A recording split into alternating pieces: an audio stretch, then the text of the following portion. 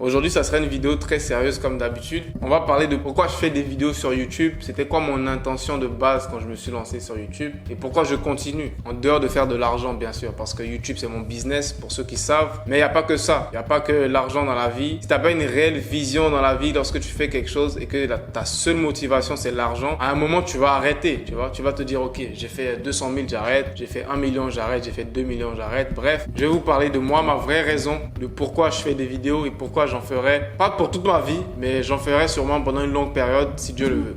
Let's go. La raison principale quand je me suis lancé sur YouTube déjà, c'est que je voulais être un exemple et inspirer d'autres personnes à faire quelque chose. Parce que moi, à l'époque, bon quand je parle à l'époque, c'était pas il y a des années, mais il y a 3 ans comme ça, lorsque j'ai découvert le monde en ligne, faire de l'argent en ligne, c'était avec des personnes qui faisaient des vidéos de motivation. David Laroche, Oussama Hamar, il fait des vidéos sur l'entrepreneuriat. Yomi Denzel, mais lui je l'ai connu un peu plus tard. Il y avait aussi des Américains comme Bihaza, Graham Stephan, etc.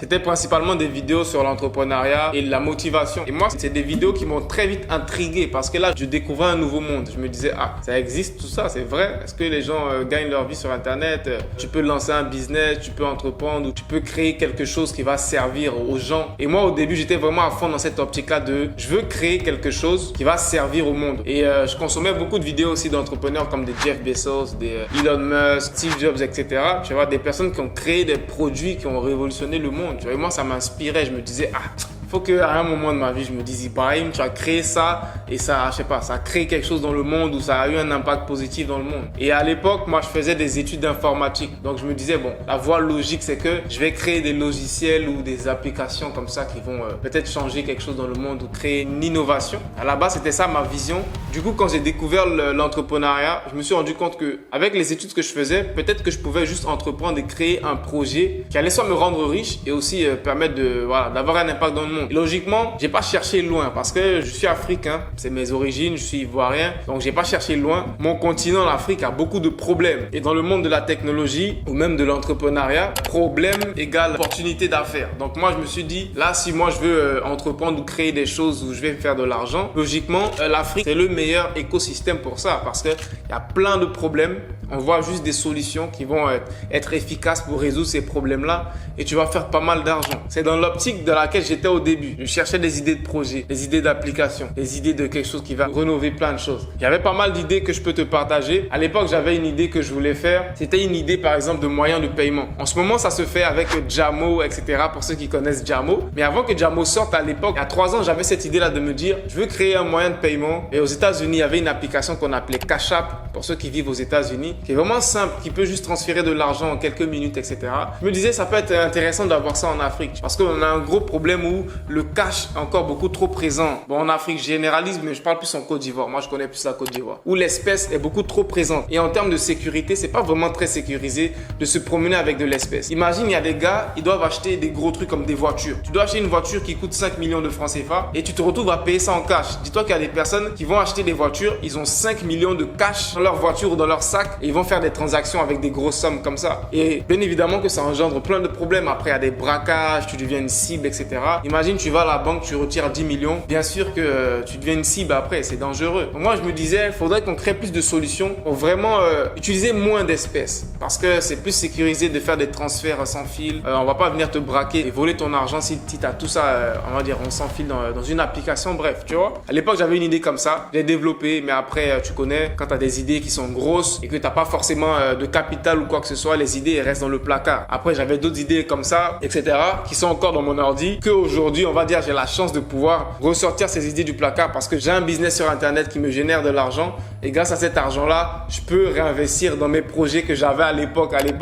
Aussi une partie de moi, je pense que souvent j'ai un peu un côté visionnaire, tu vois. Parce qu'à l'époque, je me disais, ok, pour l'instant, t'as pas d'argent, tu vois. Mais c'est un peu des idées brillantes. Du coup, à l'époque, ce que je faisais, je peux te dire que chaque mois, j'avais une idée. Du coup, chaque mois, j'avais une idée, mais j'allais la développer de A à Z.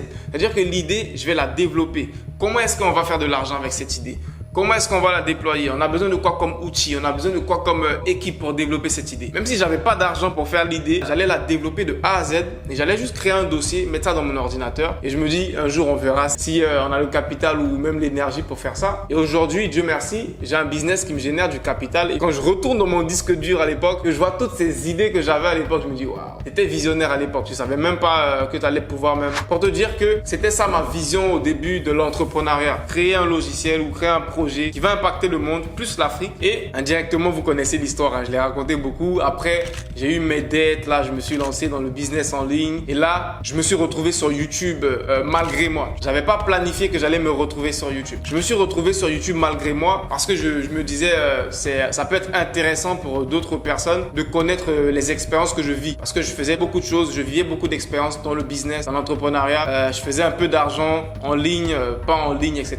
Donc je me disais ça peut inspirer d'autres personnes et ça peut leur montrer comment faire. C'était plus ça l'optique, montrer aux autres comment je fais pour qu'eux aussi puissent le faire parce que je vivais aux États-Unis à l'époque et quand je voyais un peu quelques sommes que je pouvais me faire, je pouvais me faire 200, 300 euros par mois à l'époque. Je me disais, imagine un gars qui vit en Afrique, en Côte d'Ivoire, il se fait 300 euros, il a 20 ans par mois, c'est beaucoup d'argent. 300 euros pour un jeune de 20 ans, c'est beaucoup d'argent. Et c'est même pas son boulot principal, c'est une activité qu'il fait sur le côté. Pour te dire que je pensais comme ça, je me disais, ça peut être une opportunité pour des jeunes qui sont en Afrique de faire quelque chose et de gagner de l'argent. Parce que moi, quand je vivais, j'ai vécu une grosse partie de ma vie en Côte d'Ivoire, en Afrique, il n'y avait pas d'opportunité pour un jeune de se faire des sous. Genre avoir un job d'été, comme en Europe, tu as un job d'été, tu travailles dans un supermarché, tu peux faire des jobs pour te faire des sous. Ça n'existe pas en Afrique, ça.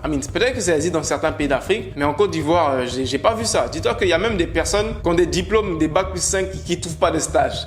C'est toi un jeune qui va trouver un job d'été. C'est des trucs qui n'existaient pas. Donc moi, je me disais, pour un jeune qui peut avoir une opportunité en ligne, il va se faire 200, 300 euros, frère. Ça change une vie. C'est l'optique que j'avais au début et très rapidement, là, je pèse mes mots, ça a connecté très vite avec les personnes. Ils ont commencé à avoir des opportunités en ligne qu'ils avaient jamais vues auparavant. Et moi aussi, c'est des trucs que j'avais jamais vus parce que lorsque j'ai découvert ça, j'expérimentais, après je le partageais. Donc de la même manière que c'était nouveau pour eux, moi aussi c'était nouveau pour moi. Et là, je me suis rendu compte que au fur et à mesure, je commençais à créer une communauté de personnes qui avaient les mêmes intérêts que moi, de faire de l'argent, faire du business, etc.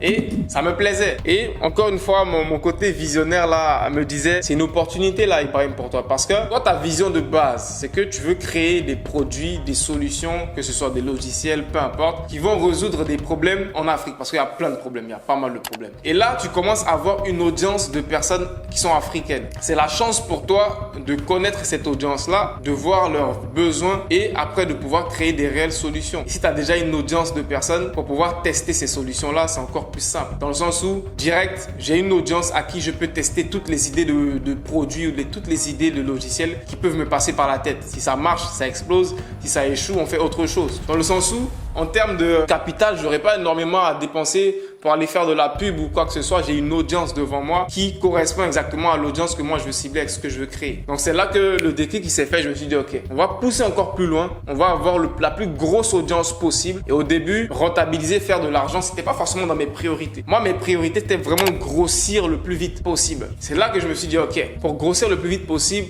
juste faut donner aux gens ce qu'ils te réclament. C'est là que j'ai commencé à faire les vidéos et j'ai commencé à vraiment étudier plus mon audience pour savoir qu'est-ce qu'ils aiment comme vidéo, qu'est-ce qu'ils veulent voir comme vidéo. C'est là que j'ai commencé à reproduire les vidéos qu'ils veulent voir et la chaîne elle a fait qu'exploser et grandir rapidement. Donc en ce moment la chaîne, donc je parle de ma chaîne principale pour ceux qui me connaissent pas. Donc ma chaîne principale elle doit être aux alentours de je pense 360 000 abonnés en ce moment. C'est beaucoup, c'est énorme. Mais on n'est pas encore arrivé là où on va arriver. Le but c'est d'avoir le maximum d'abonnés et on va continuer. J'en reviens à la vision de base. Donc c'était vraiment de créer des produits qui allaient impacter, créer des solutions en Afrique parce qu'il y a beaucoup de problèmes. Et là je me suis retrouvé sur YouTube. Je me suis retrouvé à avoir l'audience parfaite pour ce que je voulais faire et j'ai pas hésité, tu vois. J'ai pas hésité, sachant qu'au début YouTube ça payait pas de fou. Au début moi je savais pas que tu pourrais créer un business ou vendre des formations, tout ça. Moi j'étais pas au courant de tout ça. Moi j'avais juste la vision, je vais avoir une grosse audience et sur le long terme je pourrais créer des projets, tu vois. Et c'est sur le chemin que je me suis rendu compte, mais attends, je vais faire les deux à la fois. C'est-à-dire que pendant que tu crées cette audience là, tu peux aussi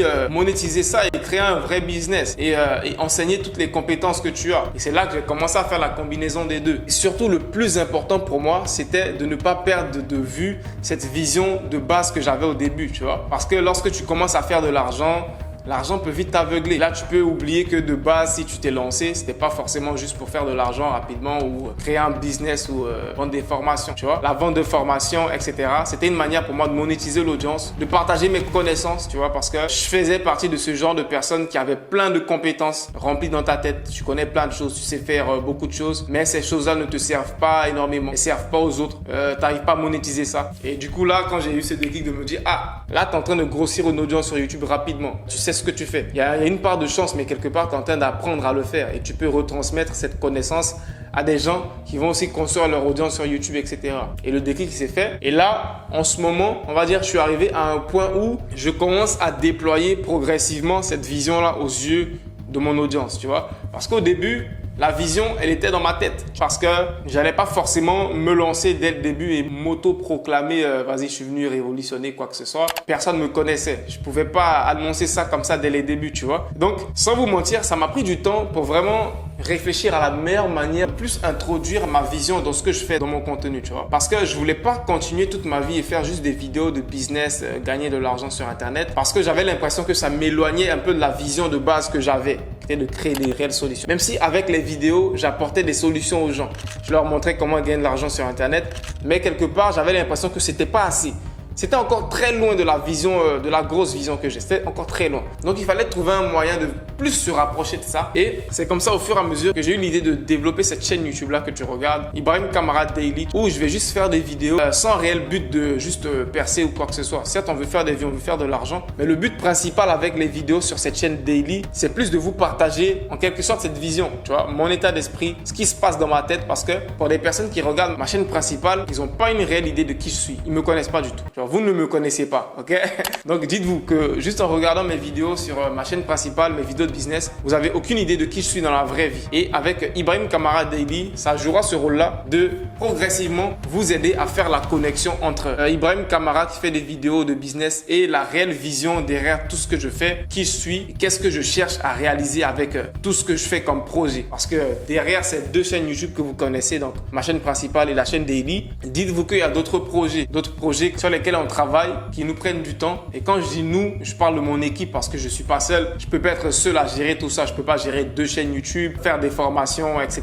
On fait beaucoup de choses et il y a d'autres projets qui sont pas encore publics. C'est un peu ça l'objet de cette vidéo. Ça suffit comme détail parce que si je veux rentrer dans tous les détails de ma vision, je risque de rentrer dans, on va dire, un cercle que j'aime pas trop. Dans le sens où, moi, personnellement, j'aime pas trop le genre de personnes qui s'asseyent et qui disent, moi, je veux changer le monde, je veux faire ci, tu vois. Parce que j'estime que tu as beaucoup plus d'impact avec tes actions. C'est pour ça que j'évite. Avant, j'évitais de trop parler de ce que je veux faire, de ma vision, etc. parce que j'estimais que mes actions allaient beaucoup plus parler. Et il s'est avéré que les vidéos que j'ai faites, les challenges, les actions, etc.